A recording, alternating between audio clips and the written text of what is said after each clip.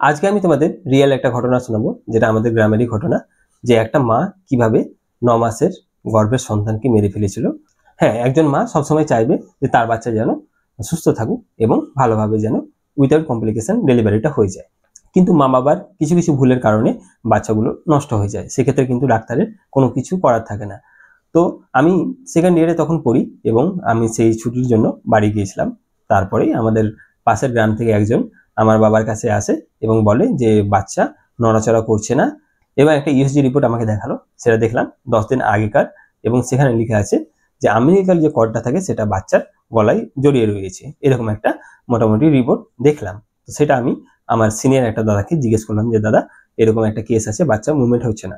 দাদা বললো যে এটা ইমার্জেন্সি কেস আছে, তুই সঙ্গে সঙ্গে সেই পেশেন্টটাকে হসপিটালে যেতে বল। সেই জন্য আমি সাজেস্ট করেছিলাম মুর্শিদাবাদ মেডিকেল কলেজে, কারণ আমাদের যেহেতু ডিস্ট্রিক্ট মুর্শিদাবাদ, সেই হিসেবে বলেছিলাম যে তুমি সেখানে যেতে পারো। তো আমি সঙ্গে সঙ্গে অ্যাম্বুলেন্সও করে দিলাম ব্যবস্থা, যে অ্যাম্বুলেন্সটা প্রায় আধ ঘন্টার মধ্যে চলে আসবে।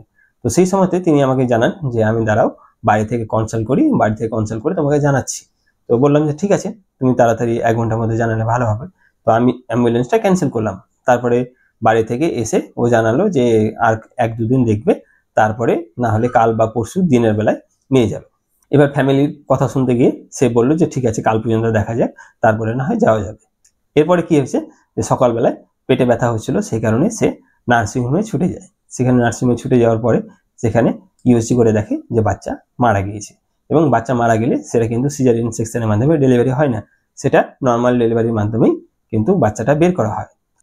এবার সেই লোকটি আমাকে কল করেছেন নার্সিংহোমে ডক্টর দেখানোর পরে, যে ডক্টর আমাকে এই সব কিছু বলেছে যে কোনো একটা মহকুমা হসপিটাল বা কোনো মেডিকেল কলেজে নিয়ে যেতে।